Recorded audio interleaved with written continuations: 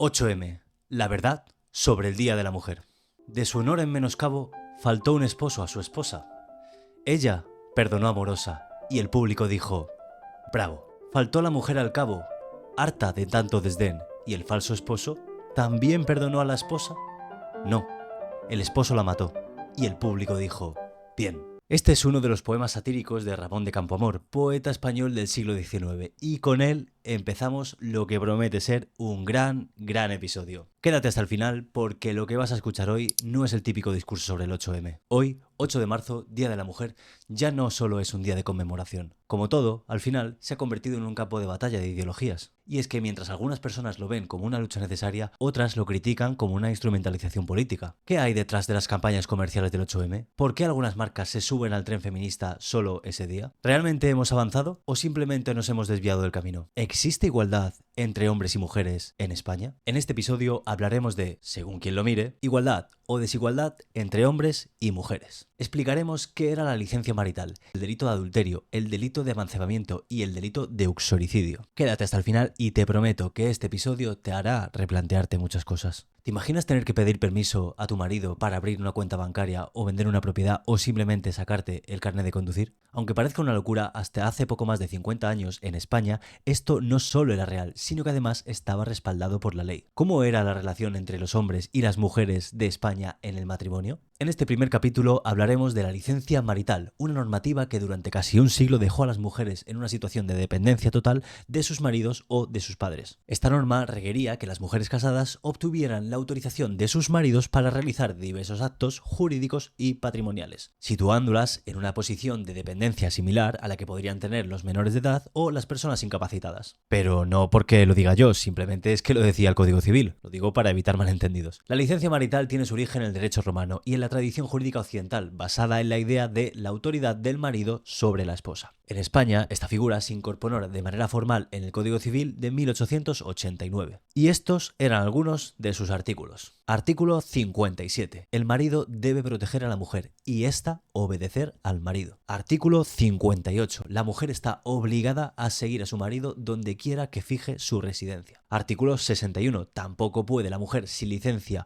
o poder de su marido, adquirir por título oneroso ni lucrativo enajenar sus bienes. Como habéis visto, el Código Civil obligaba a las mujeres a solicitar el consentimiento del marido para bastantes asuntos. Y tú estarás pensando, vale, pero ¿y cuáles eran las bases para sostener esta diferencia entre hombres y mujeres? Porque lo que hoy parece una locura, hace unos años no lo era. La licencia marital se basaba en la autoridad que el marido ejercía sobre la mujer, considerando que él debía protegerla y ella obedecerle. Y es que se temía que las mujeres, al administrar bienes sin control, pudieran afectar la estabilidad económica de la familia. Posteriormente, durante el franquismo, 39 al 75, se promovió un modelo de familia tradicional, en el que la mujer debía obedecer al marido y dedicarse en exclusiva a la maternidad. Finalmente, en 1975, llegó la abolición de la licencia marital, que marcó un hito en la lucha por la igualdad de género en España, permitiendo a las mujeres ser plenamente responsables de sus decisiones y bienes, representando un avance significativo hacia la igualdad de género en España. Capítulo 2 de este episodio. Vamos ahora con el delito de adulterio. ¿Qué significa ser un adúltero? La palabra adulterio proviene del latín adulterium, derivada del verbo adulterare, que significa corromper o alterar. Y ya desde tiempos muy remotos, el adulterio se castigaba con extrema dureza, especialmente cuando era cometido por una mujer casada. Pero, ¿por qué se castigaba?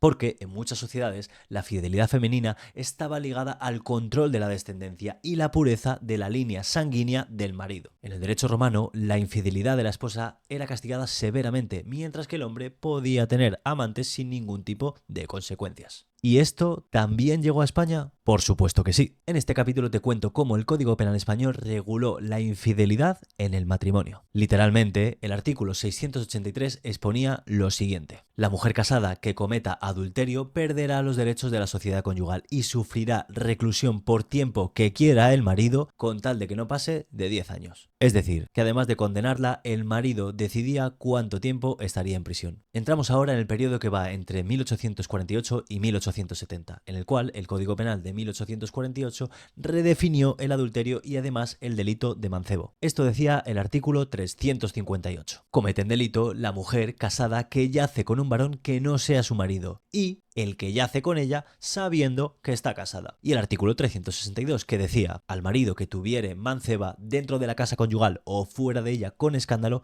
será castigado con pena de prisión correccional. ¿Y esto qué significa? Pues aquí se consolidó una diferencia crucial. La mujer era infiel con un solo acto: yacer, es decir, acostarse con otro hombre, y el marido solo cometía este delito, pero no de adulterio, sino de mancebo, que significaba mantener una relación pública y sostenida con un amante dentro de la casa. Esto significaba que la infidelidad masculina solo era punible si afectaba a la imagen pública, y la doctrina jurídica de la época defendían además esta visión. Por ejemplo, Tomás Bizmanos, jurista del siglo XIX, decía lo siguiente: que el adulterio de la mujer puede introducir un heredero ilegítimo en la familia, el del hombre no tiene esas consecuencias. O por ejemplo, Joaquín Pacheco, que decía: el adulterio de la mujer destruye el matrimonio, el del hombre solo lo altera. Pasamos ahora a un capítulo muy llamativo: el privilegio y el delito de uxoricidio, o lo que es lo mismo, matar por honor. El término uxoricidio proviene del latín uxor, que significa esposa, y cida, que es caedere en latín, que significa matar. Es decir, el uxoricidio consiste en el homicidio o el asesinato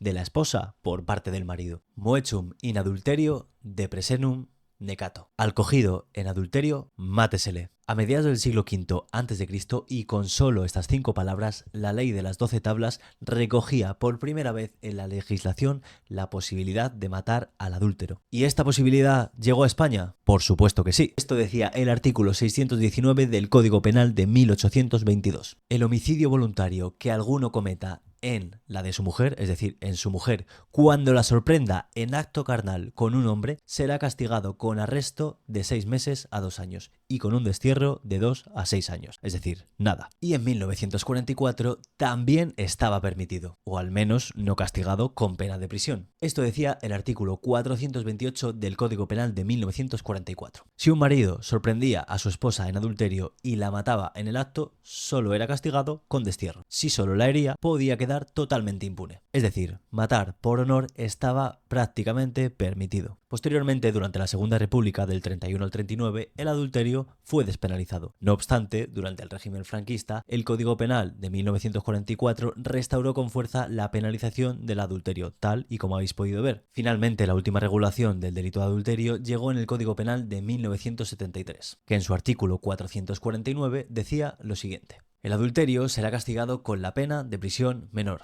Comete en adulterio la mujer casada que yace con varón que no es su marido y el que yace con ella sabiendo que es casada. A modo de curiosidad, pena de prisión menor, que hoy en día ya no existe como tal en España, tenía un rango de 6 meses y un día hasta 6 años. Es decir, una mujer casada que fuese adúltera podría ser condenada a una pena de 6 meses y un día a 6 años de prisión. Regulación que consolidó la visión patriarcal del matrimonio, donde el honor del esposo era más importante que la voluntad de la esposa. Finalmente, con la llegada de la democracia y la Constitución de 1978, se eliminaron por completo estas disposiciones. El 26 de mayo de 1978, el adulterio y el amancebamiento fueron despenalizados, y eso supuso que las mujeres dejaran de ser castigadas legalmente por su infidelidad, que los hombres y las mujeres fueran iguales ante la ley en términos matrimoniales y que la justicia dejara de inmiscuirse en la vida privada de las parejas. Este fue un paso clave hacia la igualdad de género, ya que el sistema penal dejaba de intervenir por fin en cuestiones privadas del matrimonio, que es básicamente lo que yo vengo defendiendo desde siempre. Engañar a una persona, ser infiel, es despreciable, evidentemente, es una traición directa a la lealtad de tu pareja. Pero obviamente, en un mundo medianamente cuerdo,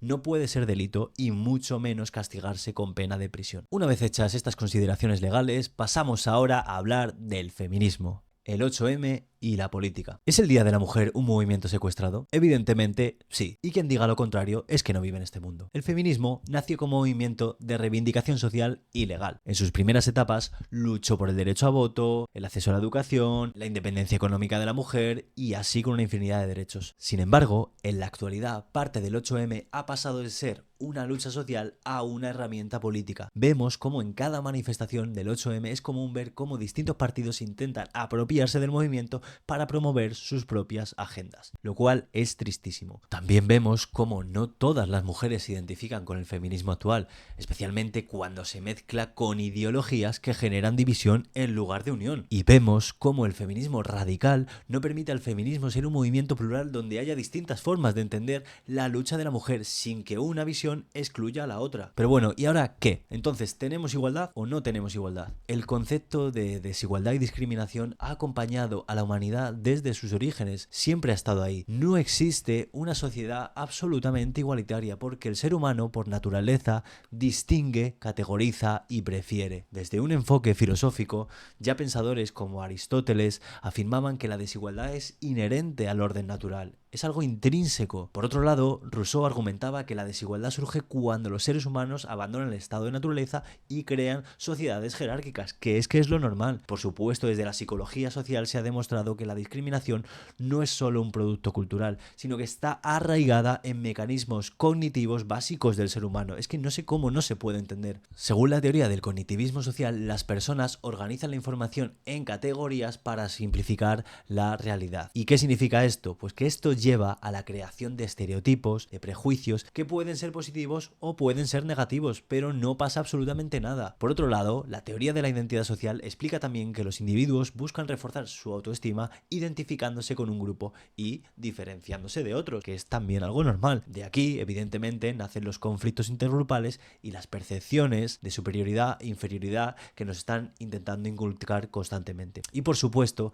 las relaciones entre hombres y mujeres han estado marcadas por esta lógica. Es evidente, todo esto es de sentido común. Durante siglos el sistema social estableció una jerarquía en la que el hombre tenía mayor poder y la mujer una posición subordinada. Sin embargo, con la llegada de las sociedades modernas y el avance de los derechos humanos, esta estructura, afortunadamente y por sentido común, ha cambiado radicalmente. En España, el camino hacia la igualdad de género ha sido irreversible y evidente, al menos en términos legales, y esto no se puede rebatir. Por mucho que se empeñen en hacernos creer lo contrario, y salvo casos aislados, no hay restricciones formales que limiten a una mujer por su género, simplemente por el hecho de ser mujer. Mismas oportunidades de educación y de empleo, derecho al voto y participación política, mismo acceso a la propiedad y a la administración de bienes, protección contra la discriminación laboral y la violencia de género. Sin embargo, aquí es donde el feminismo más radical comete, en mi opinión, un error fundamental. Y ese error es querer erradicar cualquier forma de desigualdad y discriminación, incluso aquellas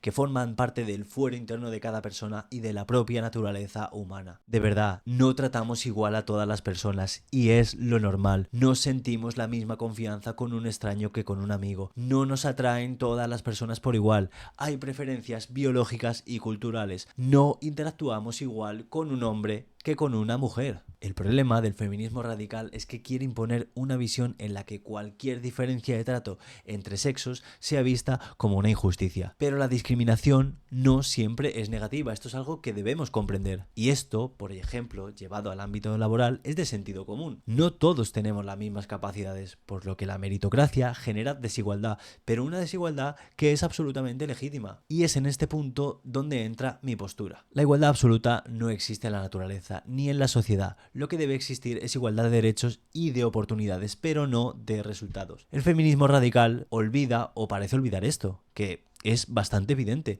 Se obsesiona con eliminar cualquier rastro de desigualdad sin aceptar que hombres y mujeres son diferentes y eso es parte de la propia vida y que no hay nada de malo en ello, mientras no se vulneren derechos fundamentales. Conclusión, queramos o no, las diferencias entre hombres y mujeres existen y existirán siempre, pero lo que sí podemos hacer es trabajar en la construcción de sociedades más justas, donde no haya discriminación estructural que impida a una persona alcanzar sus metas. Todo ello sin caer en la ingenuidad de pensar que podemos erradicar los prejuicios o las diferencias de trato, porque eso es imposible. Y ahora os pregunto a vosotros, ¿hasta qué punto es justo forzar la igualdad total? ¿Crees que el 8M sigue fiel a su propósito original o que ha sido desvirtuado? Y aunque la ley ya no penaliza la infidelidad, ¿las ideas de honor y moralidad siguen influyendo en la sociedad? ¿Seguimos midiendo la infidelidad de hombres y mujeres con distintos criterios? Si has llegado hasta aquí, gracias de verdad de corazón por quedarte hasta el final del vídeo. Nos vemos en el próximo vídeo y recuerda, piensa siempre fuera de la caja.